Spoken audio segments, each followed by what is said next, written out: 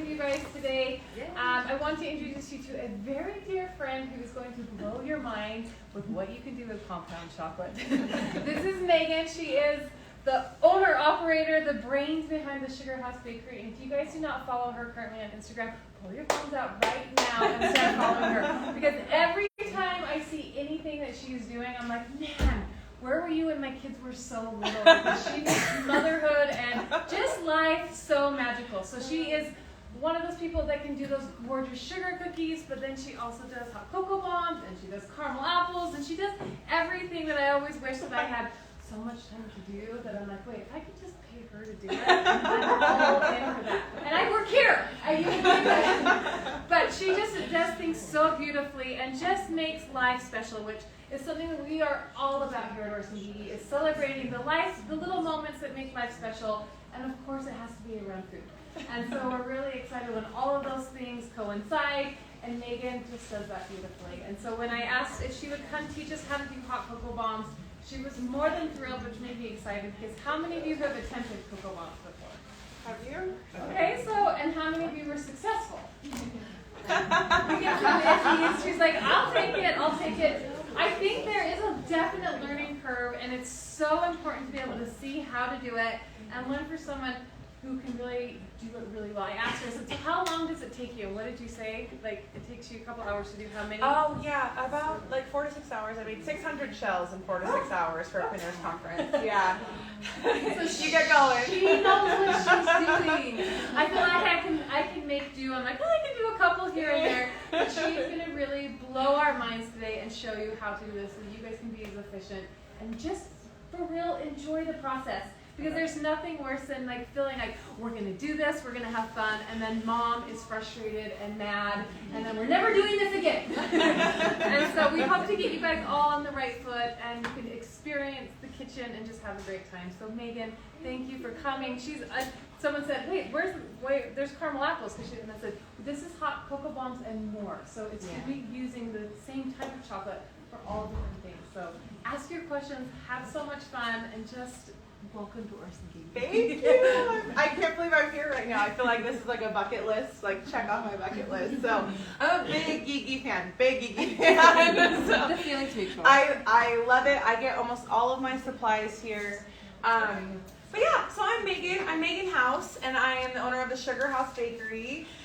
Most people think we're located in Sugar House. I don't know why, but we're actually in Syracuse, Utah. But my last name is House, and I started making sugar cookies. That's how I started. So, the Sugar House Bakery. It was really cute when we lived in Salt Lake. It's not as cute as now that we live in Syracuse, because people are like, you're not in Sugar House?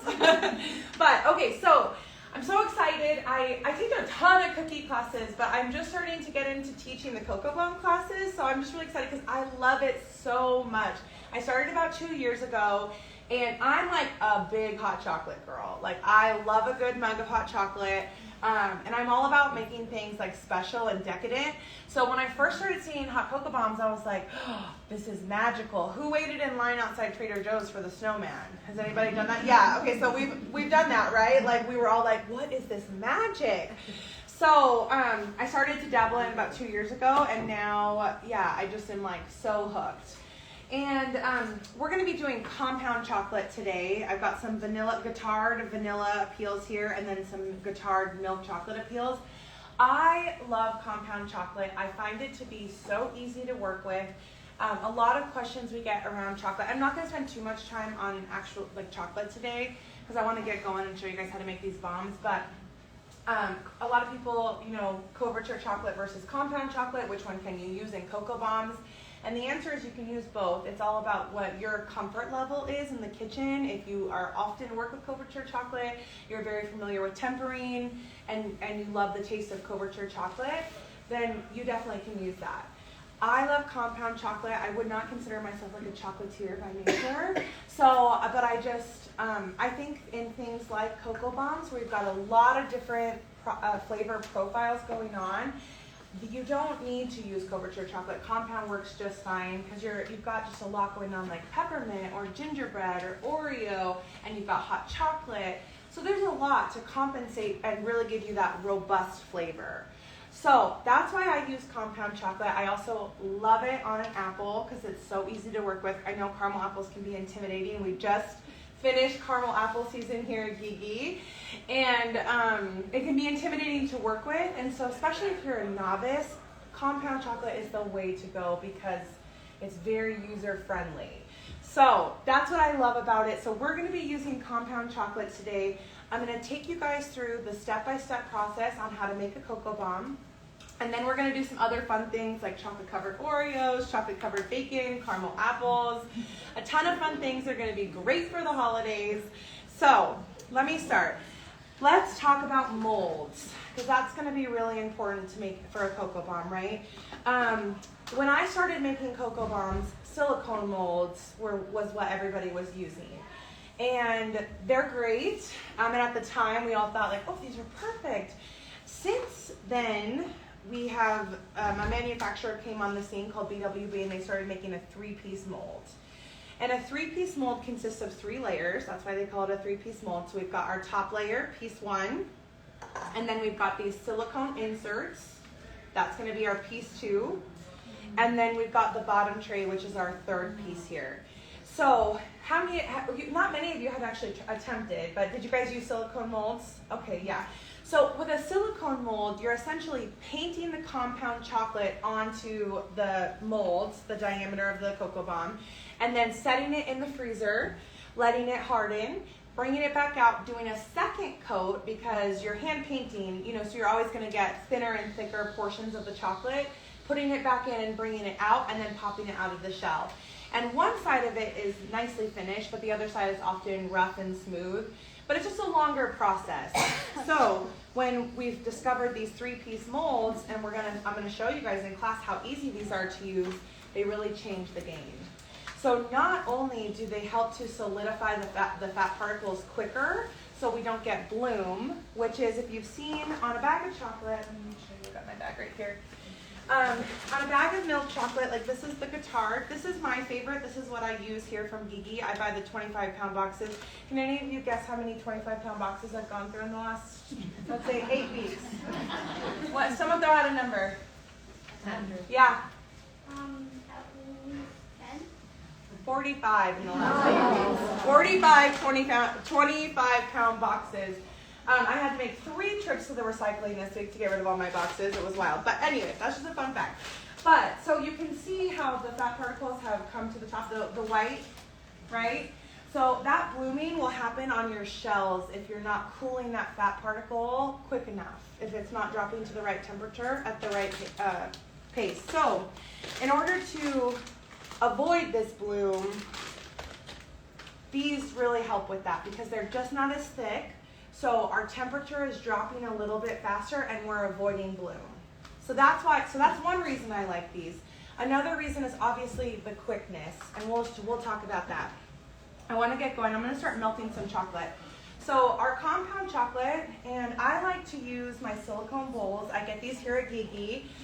They are amazing for chocolate, for caramel. They're easy to clean. Yeah. Is that bowl that's in here? Yes, it is. So, and I believe that Heather did get these molds in stock. You can purchase them right out here, but you can also purchase them in this kit that she's got here for you guys. So we've got these kits out here, and they'll contain the 3-piece mold, the Guittard chocolate, and then the Guittard cocoa, which is a favorite of mine. I love this Guittard cocoa. So these kits are available for purchase right outside this room, correct? Yeah, they're right up front by the register. Right up front by the register. So if you leave this class and you're like, oh, I'm hooked, go grab yourself a kit and we'll get started. Okay, so love these silicone bowls. So pick one of these up on your way out too if you don't already have one. Yeah. A question about those. I saw somewhere where they said only use your bowl for chocolate because it picks up the taste of other things that you might. I know. I did chocolate and caramel. Do you have? Yeah, so plastic will, a plastic bowl will hold on to an odor. The silicone will not. So if you've used your plastic bowl to make pasta salad and then you melt chocolate in it 3 weeks later and your chocolate tastes like pasta salad, it got it out of the bowl. But the silicone will not hold in to any odors. She makes that great. Yeah. And because plastic absorbs. right? So that's why, I mean, I can't think of anything you would, but you don't want to put anything else besides chocolate in your molds also. So, but the great thing, so you do have to be careful with the 3-piece mold about not only the temperature of the chocolate, but the temperature of the water that you use to wash it, because you can warp these because it's plastic. Okay, so you want to be careful of that. The beauty of a silicone mold, you're not worried about that. So I love these silicone molds, easy to clean, don't absorb the odor, and then they also are temperature stable, okay? So I'm gonna go ahead and pop this in the microwave. The thing with compound chocolate that you wanna be careful of is you just wanna make sure you're stirring that every 30 seconds so that you're not burning any chocolate and you've got even distribution of heat around your bowl. So what we're gonna do is we're gonna pop this in the microwave for about 30 seconds. On full power. What was that? Full power. Yeah, yes, it depends on your microwave, but I do, mine's a 75. But again, luckily that's the one thing that's great about compound chocolate. You can kind of, and I always say start with 30 seconds. I can put mine in at, I do about a minute. But I always say start with 30, especially if you're not super familiar with your microwave or you've never worked with compound chocolate before. So that way you can kind of get to know your microwave, get to know the chocolate. I always err on the side of caution. So we're gonna start at 30, okay? So 30 seconds, we'll get that going. Now I like to prep my molds. So you'll take your top piece off, and the top piece and the bottom piece are different. And I'll show you how. So this top piece, and it's hard to see on the camera because we're a little bit further away, but this top piece has no fill line, okay? And it's a little bit smaller. It's not as deep. So we've got our top piece here, and your top piece will only have one number across. So if you ever get, I mean, it doesn't have the line, but so those are two distinctions. So then we're gonna pull out our silicone inserts. And then on this one, you guys can see there's a fill line right here on this mold, okay? So we're gonna go ahead and we've got our mold right there. I'm gonna check on our chocolate here. It's not really melted at all, but I'm still just gonna give it a stir. And then we're gonna go back in for 30 seconds. And I'll go 30-second intervals until it's done. So one thing about the chocolate, and like I mentioned, having a plastic mold, you don't want your chocolate to be too hot. So what I like to do is I like to warm it until I've got like a good stream, and I'll show you guys that. And a lot of times I'll even just let it sit in the microwave for 5 minutes while I'm prepping everything so it can cool down a little bit before we put it in our mold. Because I've had a few warped molds. And anytime you burn your chocolate and you've got those clumps, you've created those clumps in your chocolate, you don't want those to touch your plastic at all because it will instantly give you ripples in the bottom of your mold, which isn't a big deal. I have some molds with ripples that I still use because ultimately when you're decorating a cocoa bomb, you're able to hide a lot of imperfections. But you don't want it to be too bad to where you have to throw out the mold because they're not cheap. So we've got another 30 seconds here. We're just going to give this another stir. We'll keep going. And you can see now, I've got, I'll show you guys over here. We've got some melted, we've got a little bit, but we still have big chunks of that caramel. So I'm gonna coat everything in the chocolate that's melted, and then we're gonna stick this back in the microwave, okay? So, I'm gonna go a minute this time. I think we'll be safe there. Okay. So we've got our mold prep. We've got our silicone inserts here to the side. We've got our top. And then I'm going to go ahead and prep our innards, which I've already done that, but let's just talk about it. So we've got our cocoa. In your kit is the guitar cocoa. Here locally, we've obviously got Stevens, which I'm sure you guys have all seen. And they have a ton of flavors, which is amazing. You can do peppermint, or they have coconut, hazelnut, there's some other popular ones, mint, s'mores, and so those are all at our local grocers. I found that Harmon's and Smith's carry the widest selection of Stevens, but almost any Walmart, even Target, will carry the milk chocolate and the other flavors. One thing I personally love about Cocoa Bombs is all the flavor options that you can do. So like last Christmas, I did like a sampler pack, and it had a gingerbread flavor, it had a cotton candy, it had a Grinch bomb that turned your milk green, it had a s'mores and a mint Oreo. Like part of my favorite parts, in my cookie classes, I'm always talking about flavorings. I could do classes on just like flavor profile. So I love it. Sky is the limit here. So think big when you're thinking cocoa bombs. So I went ahead and did a minute here. So like I said, we've now got everything looks nice and melted. It's smooth. There's not some big chunks. We do have a few that are not completely melted down. So what I like to do is I like to let this sit for a minute or two and let the heat from the other chocolate will melt everything down. It'll start to cool just a little bit so that we can put it into our molds. So I often just leave it right in the microwave and just kind of let it simmer for just a second. But we've got a good consistency. You guys have to make sure I'm on the screen, okay? We've got a good consistency. We've got a nice drizzle. The one thing I love about the Guittard is it thins really nicely. There are other appeals that you can use. And the one question that I got in my classes a lot this weekend at the Pinners Conference was, can you use the Wilton ones? I personally don't like the taste of those, so I wouldn't use them. But I also just find that those ones have really struggled to melt. You want a nice thin consistency for this chocolate, okay? So, and I like to use these bowls. I'm all about as little dishes as possible, okay? So I actually just pour directly from the bowl. And that's why these silicone bowls are so nice, because they're so flexible. So I've got my mold here. I know it's hard to see on the screen, but there is a fill to line that's very visible at the bottom of this. We're gonna fill right to the fill to line, okay? So I'm gonna take my bowl, squeezing, so I've got a nice little spout, and I'm just gonna fill right to that fill line. Give it a little shake, and then come over here. You don't wanna underfill or overfill on these. You just wanna go straight to the line, and that'll give you the perfect shell. So I'm just filling all 3 cavities of my mold. Give it a little shake. See how easy? We didn't even have to use a spoon for that. So let me set this over here. Got my mold. So now I've got that filled all the way to the fill line, and I'm gonna take those silicone inserts and insert them right into the chocolate. Okay, and this is actually what's creating our shell. Isn't this, it's like magic, you guys. It's a lot easier than painting a silicone mold. So then I've got my top of my mold. I'm gonna set that right on top and press down, okay? Give it a good press and then flip it over. And a lot of people omit this step, but I'm telling you, you'll get way less breakage on your shells if you just flip it over and I give it a twist, okay? Twist right at the base.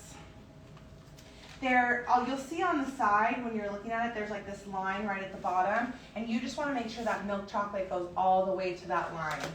So I give it a twist, and you'll see that there's some overage over here. I might have overfilled this one a little bit. Don't worry about that. When we pop this out, that's going to pop right off. So that's fine, and that's normal. You don't have to worry about that. So now I'm going to put this, and I'm going to leave it upside down, pop it in the freezer, okay? So I'm gonna go ahead and hand this off. So we'll pop that in the freezer for me. Okay, it's about 3 to 4 minutes, but until the shell is completely hardened. If you can see any dark spots on your chocolate or any wet spots, it's not done setting yet. So you want a nice even color all over the shell. That's how you know it's finished. But it's about 3 to 4 minutes depending on how cool your freezer is, okay? So while we're waiting, I'm going to go ahead and pop this white chocolate into the microwave, and we're going to do the same concept. I want to show you guys one that has something inside of it, and that goes back to flavors. So I am a big proponent of natural, real flavors. I'm not a huge fan of artificial flavors. So like if I'm going to do a peppermint bomb, I'm going to add peppermint pieces straight to my white chocolate. If I'm going to do a gingerbread bomb, I'm going to crush up gingerbread pieces and put them right into the chocolate, and so on and so forth. Oreo, same thing.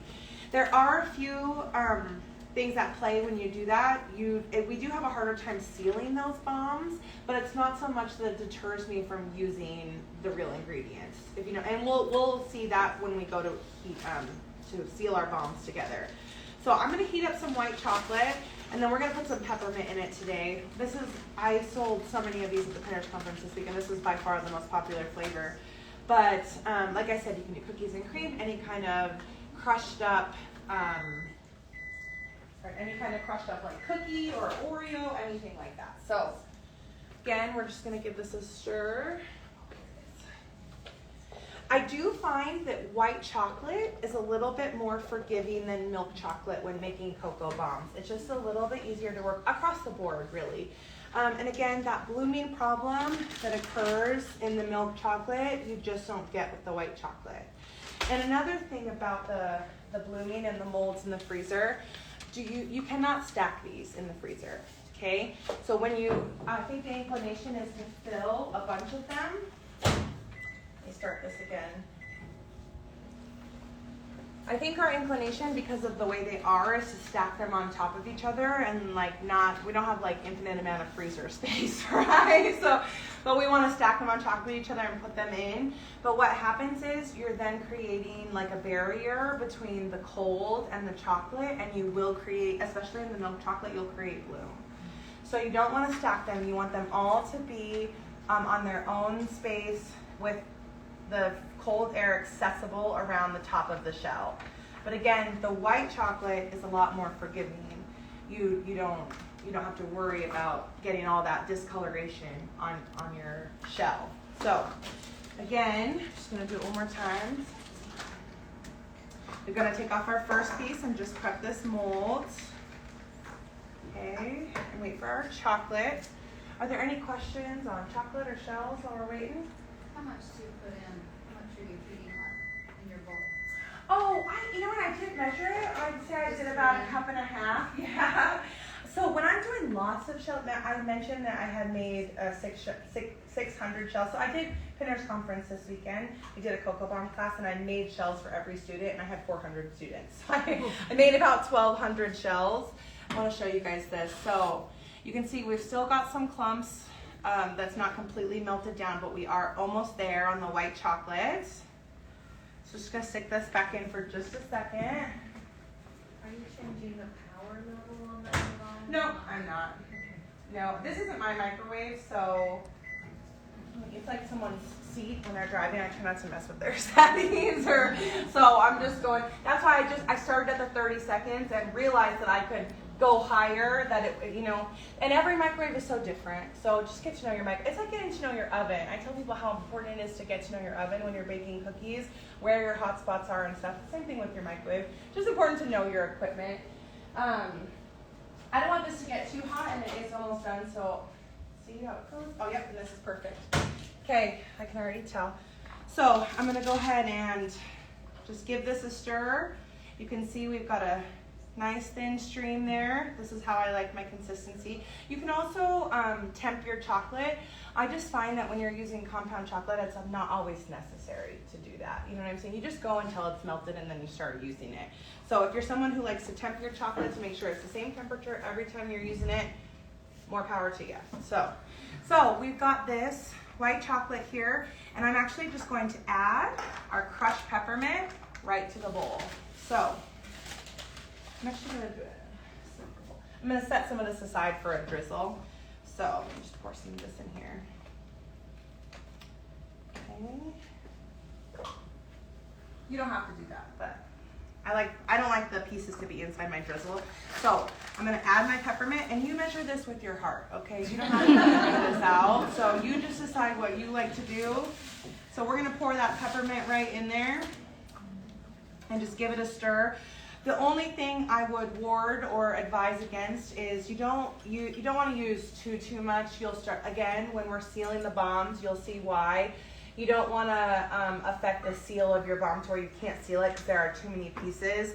I'm a big peppermint fan though, so I just like, there's quite a bit in there. I probably did 2 tablespoons for less than a cup. So, but I just want, like I said, in a bomb, you want to have that strong peppermint flavor. So that's why I like that. So I've added those crushed peppermints. It's made it kind of granular. It's definitely made it a little bit thicker, so but that's okay. So I'm gonna take the bottom of our 3-piece molds. Make sure I'm good on time. Okay. And again, right out of my silicone bowl, I'm just gonna be pouring in, creating that spout by moving my bowl right to the fill line. Just make sure I'm on the screen there for you guys. Right to the fill line. And you'll feel the granules of like the peppermint as you're pushing the mold down. So we're taking our silicone pieces, pushing those right onto the chocolate. and then pushing down. And again, I can feel those pieces, so just make sure. The most important part of when you are putting an ingredient inside your chocolate that has a lot of texture is making sure you, one, give it a really nice push, turning it over. Your edge is going to be your most problematic part when it comes to adding something. So you want to make sure you really get on those edges and get that chocolate all the way down. You know, when you're using, if you have used a silicone mold, a lot of times you have to paint the ring, so you make sure you have a nice solid ring. That's essentially what we're doing here. We're painting the ring so that our seam has a lot of structural integrity, okay? Is there something actually twisting as you do that, or you're just moving your I'm hands just kind around of taking stuff? my thumb and moving it along the seam, so it kind of is a twisting motion, but it's not necessarily, no, it's not twisting. It's my hand just going along that seam. Okay. So now we're gonna pop this in the freezer, okay? We grab the milk one, Mom. Thank you. Okay, she's gonna grab our milk chocolate base. So let's talk about heat sources and how to seal our bombs now. You wanna be careful. So there's a couple ways you can do this. You can pop a plate in the microwave for about a minute or two. You want a lukewarm plate. It doesn't need to be super hot. We're not looking for a really aggressive heat source on these. We're looking for just enough to warm the edge, right? Warm our seam. So I do not prefer the plate in the microwave method. I prefer to do it on, I actually have a griddle that I use because I like to have a big surface. So what I do with my griddle, piece of parchment, yeah. So, and I'll show you a trick here. What I do with my griddle on the counter, you want to go the lowest setting. Again, you're not looking for a very hot heat source, because what happens is if you're using on high heat, anything I find above 175, thank you so much. Oh, and these look great. So I'm not seeing any dark spots. So I think that these look great. I know it's hard to tell on the screen, but these look good. So we'll look at these in just a second. So on my griddle, again, you don't want to go above about 175. I like to have my griddle, and then I'll set my piece of parchment right on top, and then I'll do it on the parchment so that you don't have to clean your griddle every time. So that's just a little trick of the trade. You can also do it on the stove top, which is what we're going to do today. Same concept. I'm going to use a small piece of parchment. Put this right on our griddle. That way we don't have to clean it every time. So I'm putting our piece of parchment down. You want to go on the lowest heat, okay? Again, we don't need a lot. We just need, oh, where is it back there? We don't need a lot. We just need a very low heat. We just want to use a warm pan. So, yeah. Oh, yeah. Sorry. Come over here. I'm going to show you guys how to package these up at the end and do some fun holiday gifts. So, I'm going to move this all over here. Don't worry, I'm going to come right under the camera as I'm sealing it together, but I do want to just show you. I'm going to make our parchment just a little bit smaller as that pan is warming up.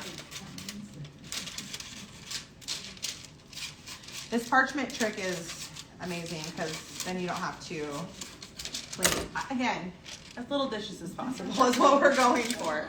Okay, so clean this up.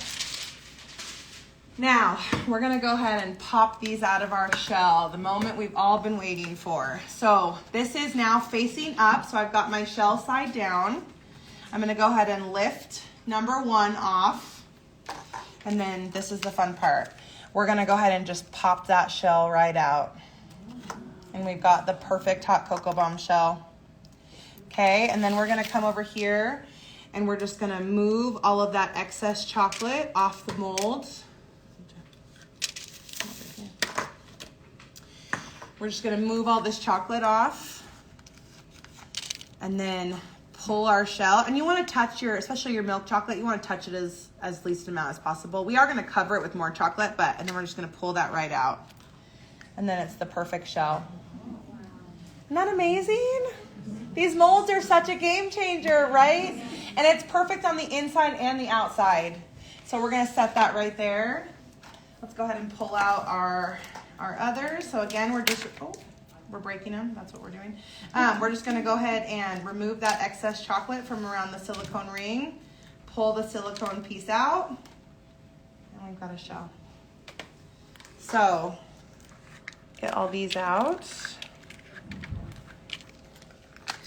Okay. And then I always like to keep all of that excess chocolate. We're gonna remelt that. No chocolate left behind in this class, okay? We use every morsel of that chocolate. So go ahead and pull. We're gonna go ahead and put our silicone right back in there.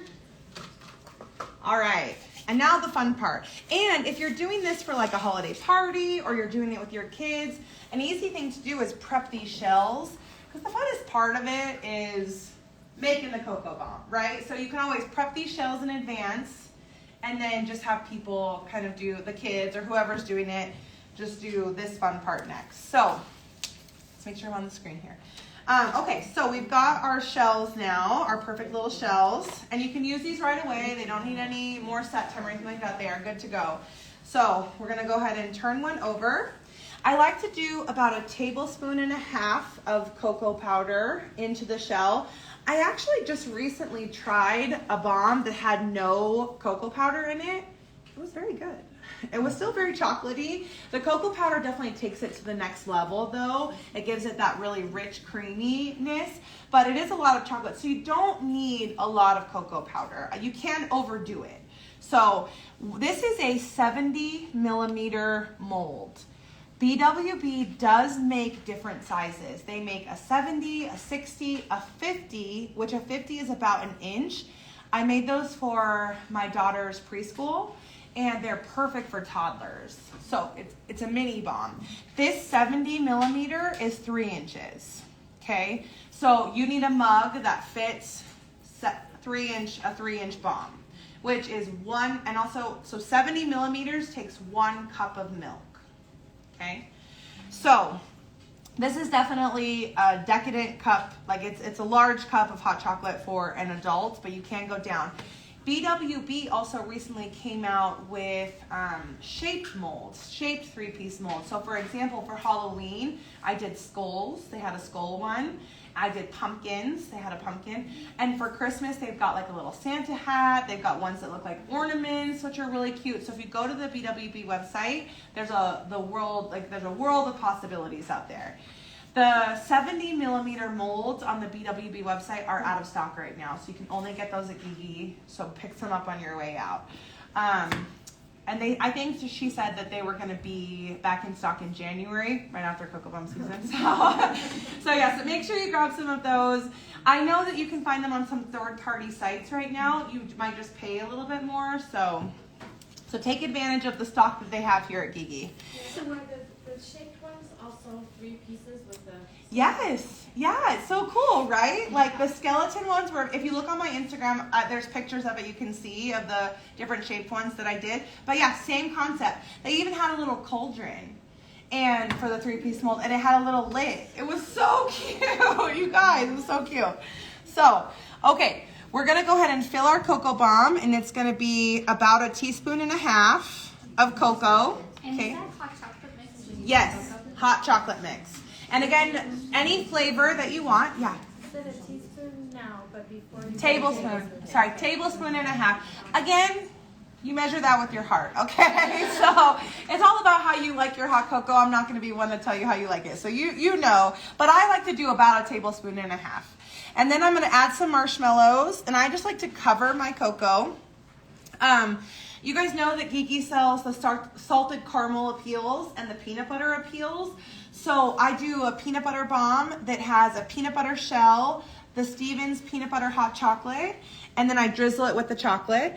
The salted caramel, I do a salted caramel shell with the salted caramel hot chocolate, and then I put some toffee pieces inside the shell, and then I also put toffee pieces on the top. So you can always add stuff to the inside. On our peppermint bombs, you'll see we're gonna add a little bit of peppermint inside. So if by chance your shell came out of the mold and it had some excess chocolate up above where the fill, say you overfilled it and it didn't pop off very cleanly, before you put the hot chocolate in it, I would take your shell, give it a little time on the heat, okay? I'm gonna turn this off because like I said, this is now nice and heated through and you don't need a lot of heat. So if that by chance happened, go ahead and heat that down so you have a nice smooth ring. These looked beautiful, so we don't need to do that. So what I'm gonna do is I'm gonna take my top of my cocoa bomb, put it right on, give it a little bit of heat, and then pull it right off. You just want to melt it just barely. You don't want to burn any of that chocolate. So I'm going to come right here. I'm actually going to come up and see. I'm going to put the cocoa bomb right on top. Try to get that as seamless as possible. Hold it for just a moment. And then we've got our perfect cocoa bomb. Okay. Isn't it beautiful? I know. I mean, to toot my own horn around it. I'm just kidding. The molds make it so easy. Everyone can do this at home. Don't you worry, guys. Okay, can I get the peppermint ones? I want to show you guys a peppermint one. So, yeah, again, so on the flavoring, so I love those flavored appeals out there, which are great for this. And then, but don't ever be afraid to, again, put stuff inside of your cocoa bombs. What I would, so like my gingerbread one, where I crush up the gingerbread and put it inside the shell.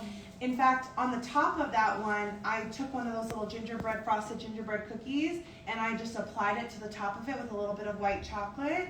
And it was so cute presentation-wise. And then you can, I tried to find some at Trader Joe's today, but they don't have their Christmas out yet. So you pop the cookie off, and then they have a cocoa bomb and a little cookie to dunk. So those are just some really fun things that you can do too. So once we get our other shells, I'm going to show you guys. You can even do multicolored shells. So we've got the 3. Oh, and you can see right here that this one's not quite set. White chocolate is always going to take a little bit longer to set up. So that one's not quite set. But let's see if the other 2 will pop out. I'll show you this one. So, and you can see how I'm pulling it and it's not coming clean out.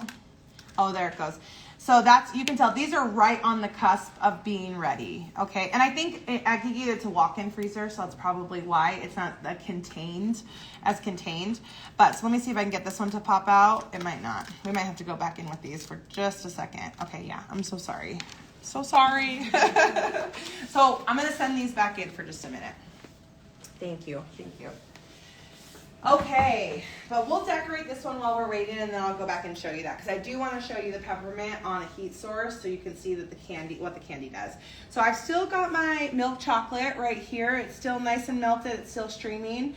So what I like to do, I've got some of these, and these are called the tipless bag in the cookie world. These I get from, you can get them on Amazon if you search tipless bag, but I like to get them from a girl in California. Her name is Kristen from Grunderfully Delicious. GRUNDERFULLY Delicious. These are $5.99 for a pack of 100. You can add chocolate to them. Is there a cup in here? Yeah, I'm gonna go ahead and grab a cup. Hi, welcome. Okay, so these are super nice. They're disposable. I like to decorate with these because it's not, you don't have the fuss of then going to clean a bag, and you can cut the hole as small as you want. I do like a really small hole to drizzle these. So we're gonna drizzle these with chocolate. Thank you so much. You're welcome. I like to take a cup, put my cup there, and put the bag right in the cup and pull it over. Okay. And then I'm just gonna add some chocolate. And the nice thing about these bags too is you can actually just leave the chocolate in there when you're done. So we just need a little bit for this. I've got some holiday sprinkles here that we're gonna use. So I'm gonna go ahead and get those ready to go, open those up.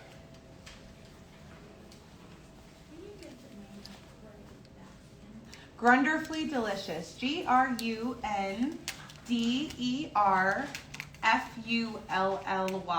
Delicious. And again, her name's Kristen, and she's got really reasonable shipping, and she is super fast. So the reason I don't like to get the ones on Amazon is I've gotten a few bad batches. So if you type in, there's only one on Amazon, and if you type it in, and they have holes, and they don't do returns on those ones. So I like to use Kristen, and she's a small business out of California, cookie decorator, and again, wicked fast and really reasonable shipping, and then $5.99 for a pack of 100. So they're great. I love working with these. I use these for my royal icing as well. So. Than the like frosting ones that you. So yes, I use these for frosting, but are you talking about like the Wilton brand? Mm-hmm. So the reason I don't love the Wilton brand is because the Wilton brand has a really pronounced seam, mm-hmm. and I find that it can make your chocolate or royal icing or whatever you're using kind of go squampus. You know what I'm saying? Like it'll create a drag. And I just don't like that. So it's personal preference. You use what is readily accessible to you or what you have. If you want to use those, I'm sure they would work beautifully for this. For cookies, I have these on hand because I make cookies. And for cookies, it matters more. Do you know what I'm saying? So but you can get the Wilton ones at Walmart. So I know Geeky does carry tipless bags. They're just out right now. So check back for those here locally. But in the meantime, you can use this. So I cut off the top. So I've got my bag of chocolate here. I'm gonna go ahead and cut a hole in the tip of my bag. A really small hole like the lead of a number 2 pencil. I've got my sprinkles ready to go. I'm gonna go ahead and take my bomb. So the key component, and it's hard to see on the screen, so we've got the seam right here, right? I'm gonna drizzle with the seam so that we can cover the seam. And that's how you're gonna get a really seamless look. So I'm gonna take my piping bag. Sorry, I'm actually gonna hold it like this. I like to hold it like this and then just drizzle right across and give it a nice coating of chocolate. Okay, and then I'm gonna go ahead and take my sprinkles, sprinkle those right on top, and then we've got a beautiful cocoa bomb. Okay, and you can decorate these any which way. I like to put them in cupcake liners when I'm done. I get these 4-pack cupcake things. I get them on Amazon. But these make great gifts. I'll like set that right in there. But I use a cupcake liner.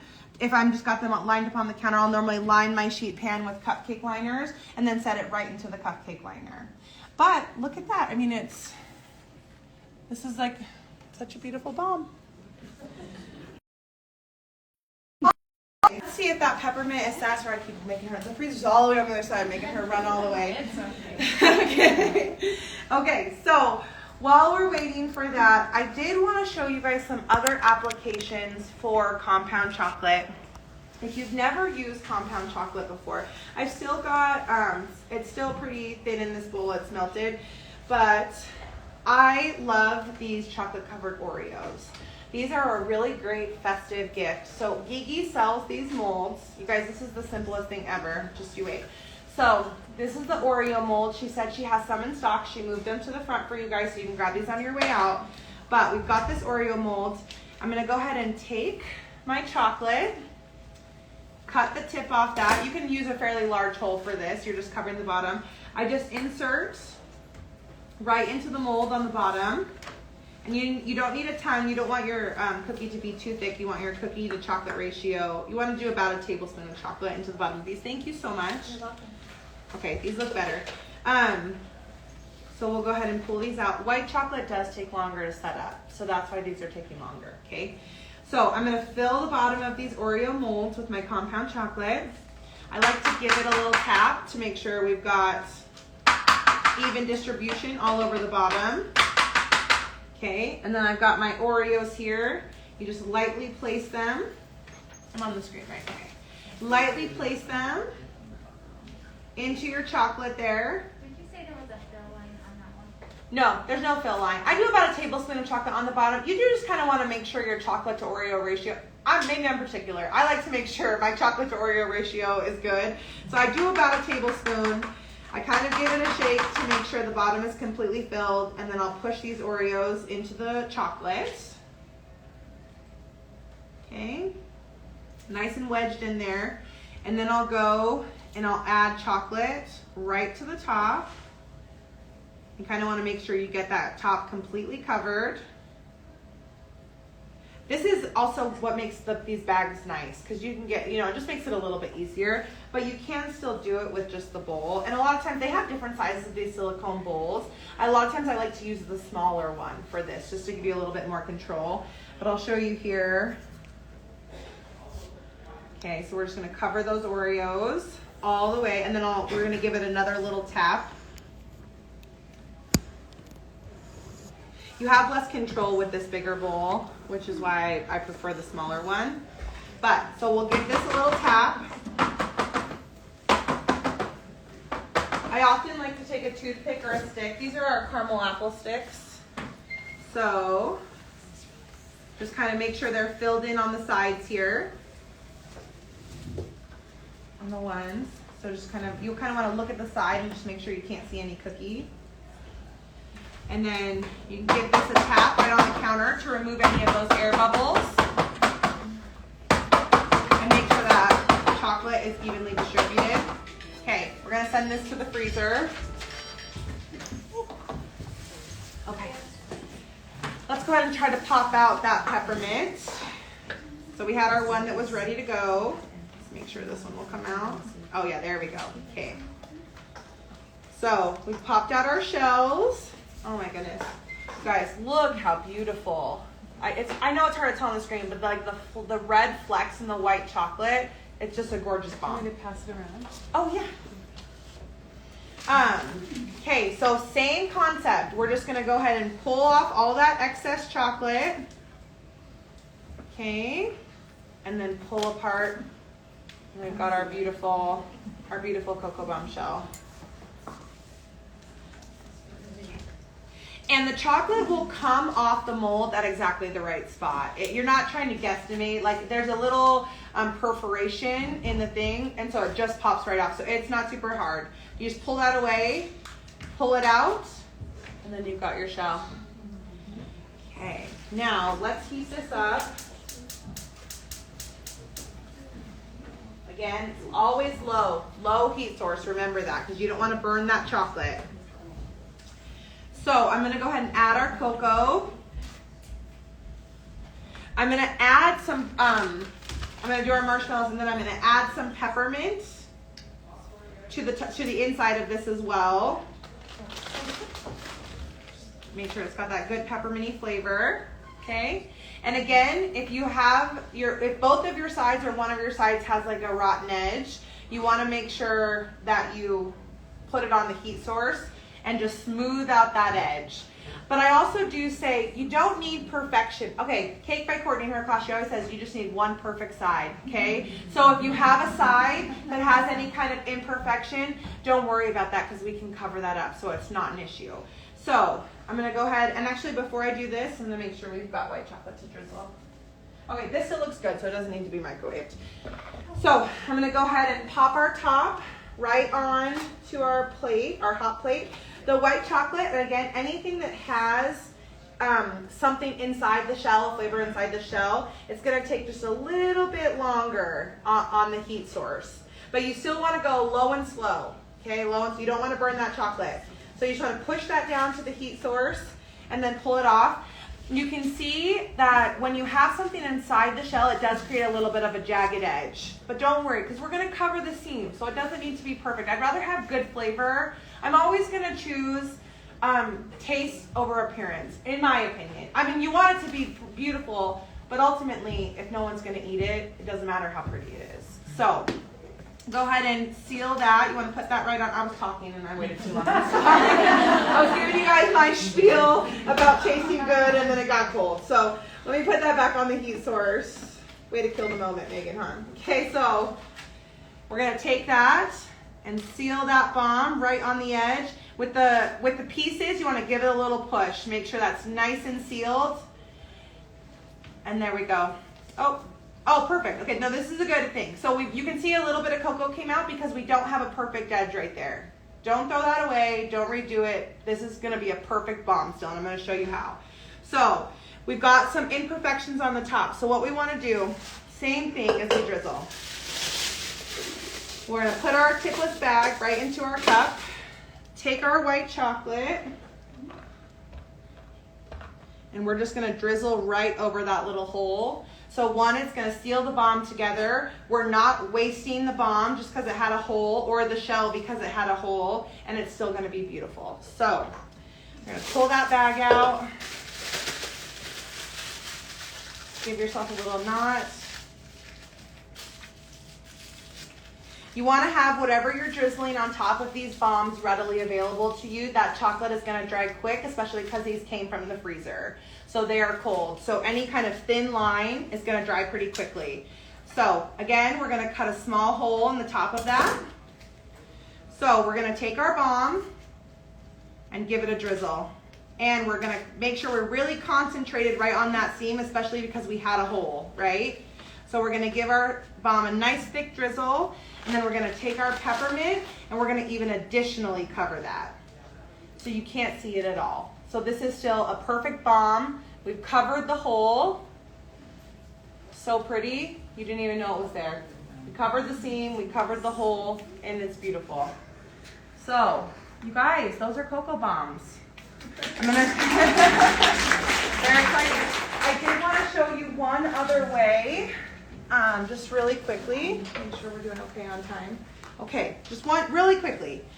I want to show you another way to do some fun decoration on these. So I'm just going to put all of our ingredients together. I'm going to do a peppermint half and a milk chocolate half in the same way. I'm going to seal these together. Okay, now we've got our bomb.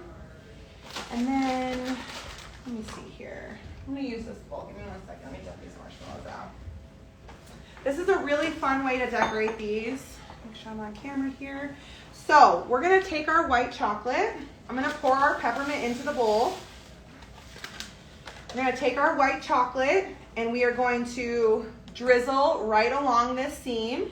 Okay, one side at a time. So I'm going to go this side first. Give yourself a nice thick line. Okay, and then you can dip into the peppermint. And we'll do that all the way around. And you can do that with sprinkles, you can do that with cookie pieces. So that's another really fun way to decorate. And then you'll just turn that bomb over and do the same thing on this side.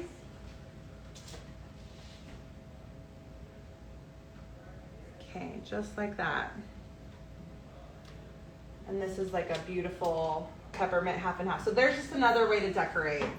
So I'd show you that really quickly, and you set that right in there, let that set up, and then it's perfect. So, I got your Grinch one. Oh, okay, so the Grinch one, so you know what I like to do? I like to take the vanilla appeals. Where are they? I like to take these vanilla appeals. So here they have a bunch of colored appeals as well. So what I'll do is I'll take the vanilla appeals and I just added some green to the vanilla. Heated it up, got a nice green bomb. I did white chocolate. Okay, so smell gas. That might be just that. I did the white, so it was a green bomb essentially, right? The shell was green. I did white chocolate on the inside and marshmallows, and then I put, Kiki sells these big heart sprinkles. You guys seen those out there?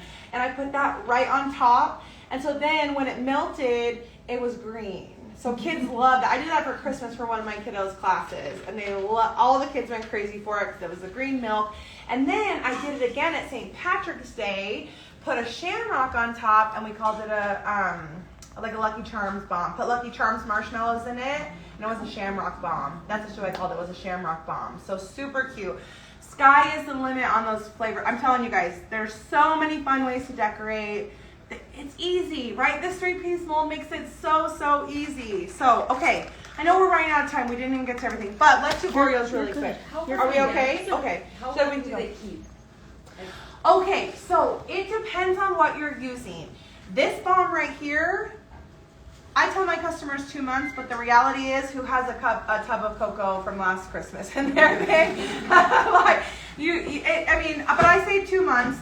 If you're using any kind of moisture, any ganache on the top, any kind of flavoring on the inside, because as you start to research, you'll see there's a lot of flavor things you can do on the inside of your bomb. If you're doing anything like that, the shelf life is very much minimized. And it depends on the ingredients that you're using. You need to be aware. If it's ganache, it's 2-3 days. It depends. And also your temperature. These you do not want to put in the fridge. You want to put these in a temperature stable environment, but you do not want to refrigerate them. So that's very important. Okay, we do not refrigerate cocoa bombs.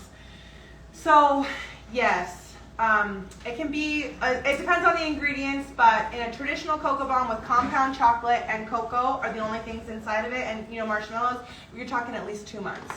Oh, thank you. Were those set up? Okay, yeah, those look good.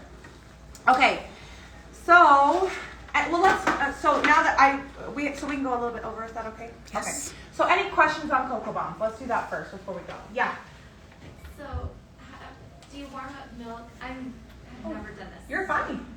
How do you warm up your milk? Or Okay. What do you do for? So you want steaming milk. You want hot milk because if you want the explosion, if you've seen the videos of the cocoa bombs exploding, that's going to be very hot milk. So I warm milk up in the microwave. I get the question a lot, milk or water. Can you use either? Almond milk. Traditional cow's milk is always going to give you the best result, in my opinion. That's my personal opinion. It's creamier, it melts the chocolate better, it incorporates with the chocolate better. If you're looking to go non-dairy and you're doing something different, I have tried those. They do work. It takes a little bit more effort to combine. Same with water, obviously, because the water and the fat sources want to separate. So it just takes a little bit more milk or mixing, but you can do both. But heat it in the microwave just till it's steaming. You can do it either way. Either cocoa bomb in the mug, pour the milk on top, milk in the mug, drop the cocoa bomb in. Personal preference. Was there one up there? Did you have a question? I just wondered if you did the milk in the mug or yes. And you can actually buy printables. There's a girl that I love, her name's Sarah. It's the Cookie Printable Shop on Etsy. And she actually sells the tags for every holiday that give the instructions on what to do with the cocoa bomb. So if you're gifting them, that's a great resource to get a tag. The Cookie Printable Shop. You'll see she has lots of cookie tags, but she also sells cocoa bomb tags. Or you can just search cocoa bomb tag on Etsy. There's a million shops that have them. And where did you get the cupcake? I got these on Amazon. Do you guys sell these here, Kiki? I don't think so. Yeah, I don't think so. I got these on Amazon. Or you can get them from webstront.com if you're looking to buy in bulk. But Amazon or webstront.com. Webstront as in like I'm about to embarrass myself. W-E-B Stront. I get a case of $2.25 from them. But if you're looking for 100 or less, Amazon. And I brought the single one to show you guys because you can put it in the singles as well. I used the 12 cavity cupcake tin for my sampler pack last Christmas and sold the 12 flavors. So you can do 1, 4, 6, or 12, I believe, are the pretty standard for the cupcake tins. You could also use, Orson Geek carries the bakery boxes that have the cupcake inserts. You know, I think they're out there, so that would also be a great option. I like the clear ones because cocoa bombs are so beautiful, so it's nice to be able to display them in that way. And then you just take a ribbon and tie it up right here and put your tag. And what a cute neighbor gift is that? So search on Etsy for the cocoa bomb tags and it'll give you instructions. Will you tell us one more time for the people on live where you get your bags? Grunderfully Delicious. GRUNDERFULLY Delicious. And that's on Instagram? Instagram, and you can Google her, Google or Instagram, but her shop is linked on her Instagram. It's Kristen. I'll tag it in my stories after this if you're following me. The small or the medium? I get the medium. She's What? also on Facebook. She's also on Facebook. Yes, she's across the platforms. I get the medium, the larger size. She has a small. I get the medium because I like to tie it around my finger, and it's just longer enough to do that. You can use the small. It's your preference. So, okay. Any other questions on cocoa bombs before we kind of just do a few other things? Yeah. When we tried it before, is there any way to avoid getting fingerprints on it when like our fingers? You want to wear gloves? Melt gloves. Yeah, gloves. And that goes back to what I was saying. Handle it as the least amount you can, because obviously your fingers are room temperature and they will create fingerprints as soon as you touch cold chocolate. You can use gloves though to avoid that. So, any other questions? Do we get to watch this on Geeky?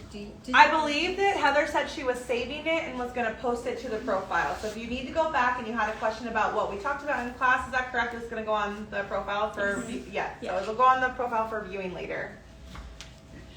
I'm gonna throw this back in the microwave. You can see that this has started to harden and it started to bloom. So I'm gonna throw this back in the microwave so we can decorate some Oreos. Okay. So we need to say some premium.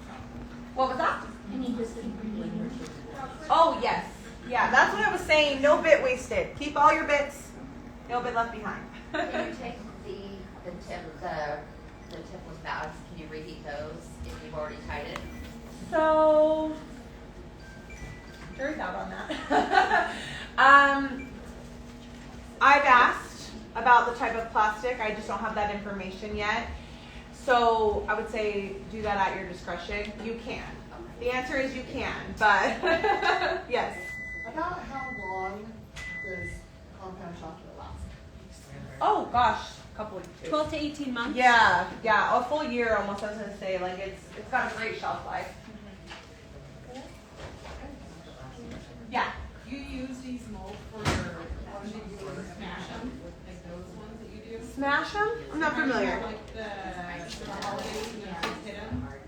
Oh yes, my breakables. Okay, yes. Okay, so if you follow me, you know that not only I do cocoa bombs, but I actually do breakables now, which is the exact same concept, but instead of filling it with cocoa, I fill it with candy, and I use the bigger mold. So, for example, for Halloween, they had a pumpkin mold. It's probably double the size of this cocoa bomb, but it's the exact same concept. It's a 3-piece mold. You got your 2 pieces. You seal them with your heat source, but instead of cocoa bomb, I filled them with candy and included a little hammer, and they got to break them open.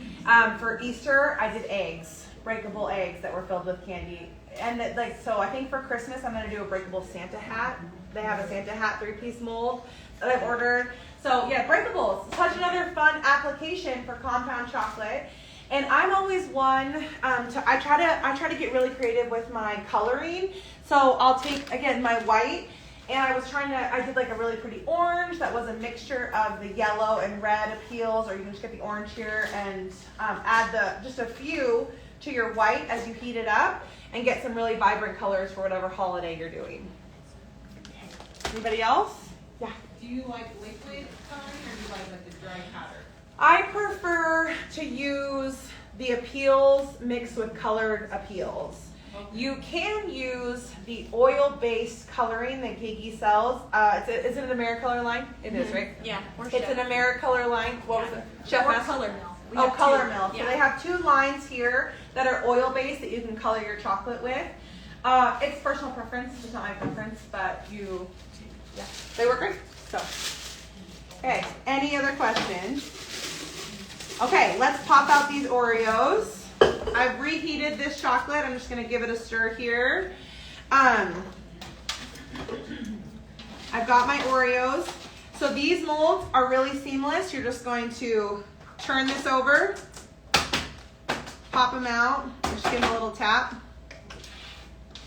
This probably could use a little bit longer in the freezer, but for the sake of class. So super easy to get out of the molds. It's a perfect Oreo, right? It's got a beautiful shape there. So I'm going to go ahead and do the same concept where I'm going to bag my chocolate. I've got this in the cup right here. I'm going to pour that compound chocolate. While I'm doing this, you guys, I did want to dip an apple for you guys, so I'm going to get some white chocolate heating for that. Oh, here's one.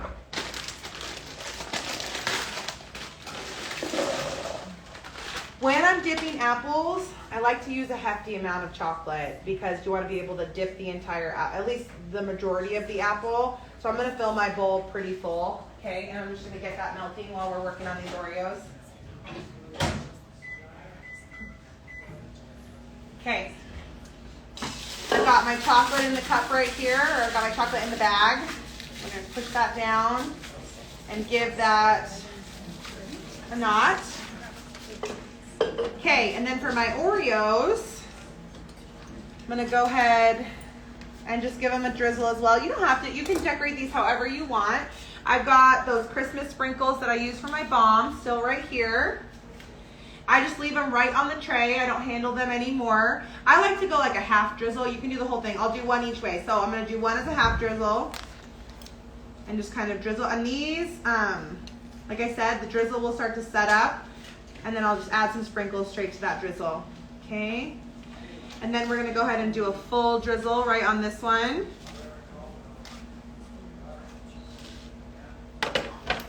Okay? And then just do some right on top. And I'll send these around for you guys to look at. Oh, I had a tray. Oh, this was it. Oh, I'll take it. I'll send those around so you guys can look at the drizzle on those. I like to do a really thin drizzle on those because they're little, but perfect, festive, so yummy. I love to dip the mint ones in chocolates because Oreos have the flavor in, like, for the holidays, the gingerbread one in the vanilla white appeals. It's a chef's kiss, you guys. It's so good. It's so good. So my sister-in-law loves the peanut butter Oreo with the peanut butter appeal coating. And then we drizzle it with a little bit of the milk chocolate. Oh, you guys, I'm telling you. And then Gigi sells these little boxes that you can put these in. Again, what a cute neighbor gift, right? And how easy was that? Like, you just have your mold, you fill it, you pop it. I made 200 of these in less than an hour for our booth at Pinners. So super easy, super fun. Tons of flavor combinations. Great neighbor gifts. Pick up some of these cute little boxes. A great class gift if you have kids for your kids' class. My kids love these chocolate covered Oreos. So, just melting up this chocolate. One other thing I'm going to show you while we're melting this chocolate.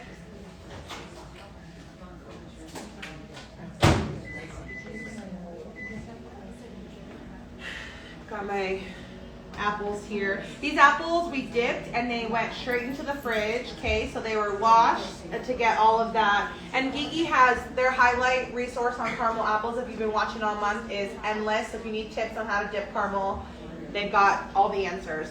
But so washed, got all of that, plasticky, wax off. And then dipped them in the caramel, put them straight into the fridge so they're nice and cold. So we're gonna dip. But before we do that, of course I had to bring some bacon for you guys. I got a little bit of chocolate left in this chocolate bowl right here. So I'm gonna go ahead and give this bacon a little bit of a drizzle. You can drizzle, you can dip. I obviously don't have enough to dip here, so I'm just gonna drizzle this bacon. And this is, the thick bacon works the best with this if you get the thick bacon. But so we're just gonna drizzle, drizzle, drizzle, drizzle. And then let that set up, right? A great neighbor gift or gift for someone who loves this kind of stuff is, I get these little waffle makers from Walmart, right? And you can get like a little gingerbread one. They have a little tree one this year. I get a bottle of maple syrup, put that in there, get a box of pancake mix, coat some of our bacon, put that right on top, and then tie it with a bow. Like, what a cute gift idea is that? So I love chocolate covered bacon, super festive. For anyone you know who loves a good breakfast spread. So I just wanted to show you that really quickly. Never forget about the bacon. So good. Okay. Let's see where we're at with this white chocolate. Oh, it looks looking good. Okay, so we've got our white chocolate. It's nice and melted down. Got a few, but those will melt as it's sitting here. The most popular carameled apple that I sell is the apple pie. So who's had an apple pie caramel apple? Not you, Lacey, sorry. We're going to rectify that today. Okay, so I decided to do that. I have a Granny Smith and I think this is a Honey Crisp. So I've got our white chocolate. Again, I've used quite a bit. I filled our bowl up. And we're just going to take our chocolate. It's nice and cold. Ideally, I know we're short on time. Ideally, you'll want this to cool a little bit before you do this, okay? You want a more room temperature. Because we're going cold, it'll drip off and stuff like that. So you just want to go a little bit cooler, but we're going to proceed for sake of time. I don't want to keep you guys too long. So I go with my stick. I go right down into the white chocolate. If my bowl were completely full, all you need to do is submerge it. Because I don't have a completely full bowl, I'm just going to twist around to get all the way up to that stick. Okay. And just kind of nudge it until you've got chocolate everywhere that it needs to be. Pull it, and then patience is the name here, you guys. Yeah? Bubbles. On the caramel?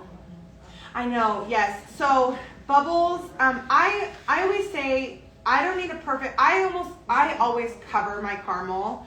So I don't concern myself too much with the bubbles, and I hardly ever sell just a plain apple.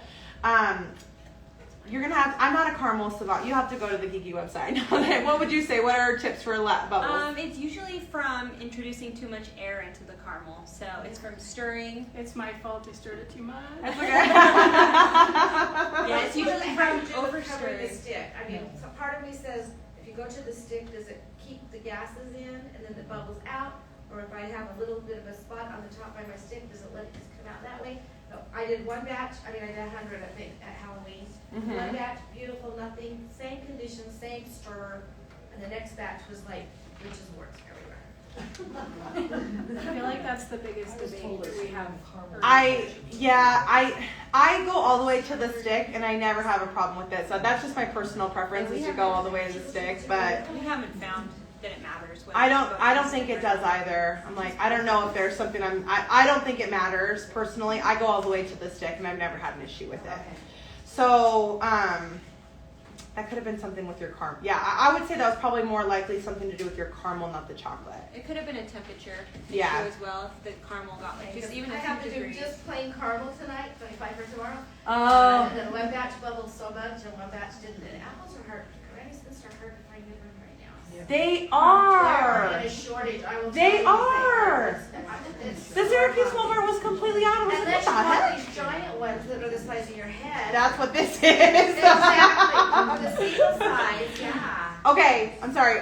We got distracted, and so now you can see it starting to drip a little bit. Ideally, you want to do this fairly quickly and then get it into a cold source. And that's how you're going to stop that drippage. But so you want to go and go. You guys, I sit here for just a second, and you keep, just like the caramel, you go to the bottom, you're wiping off all that excess chocolate. I always give it a good shake. I'm always a proponent, especially if you're new to caramel apples, to just cover it with something.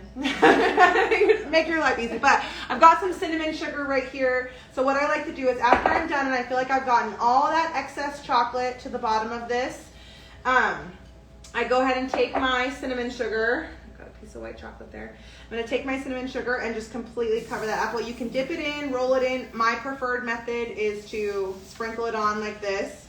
You want to get that entire apple. And then I like to immediately pop this into the fridge for just a second to let that set up, okay? But we've got our caramel, our pumpkin, our apple pie caramel apple, okay? And then same thing with the chocolate. I just like to make sure, the biggest thing I can tell you guys about dipping apples is making sure you don't want this to be too hot, okay? You can see it's gonna start to slide down my apple, and it's because we didn't let this cool completely. That was just for the sake of time. If I had time, I would have let that cool, dipped it, and then again, just be patient as you're getting off all of that excess chocolate. That's super important. When you have too much chocolate on that apple, it's gonna take longer to set. Your toppings are gonna fall right off that apple. So you wanna make sure you're as close to room temperature while still being able to evenly coat as possible. So again, I just let it sit for a few minutes, and then I dip, and then I cover. Or you can dip and then you can drizzle, which I like to do as well with our bags, see our tipless bags, and then I'll go in and drizzle that. I did a cute little mummy for Halloween and drizzled it with the white chocolate all over. So adorable. So, or you can go on, you want to let your chocolate set up a bit as you're going around and around, getting off all that excess chocolate, let it set up a bit, and then if you're using like a bigger topping, then you'll want to add that topping by either rolling or sprinkling. You'll see a lot of different methods. Some people like to sprinkle on top. Some people like to roll in the bowl of the toppings from the bottom. That's all personal preference. But I always like to just go and add. I always find it's all in the details. So, and especially as a novice, and I've only been doing caramel apples for about a year. I've been doing cocoa bombs longer than I've been doing apples.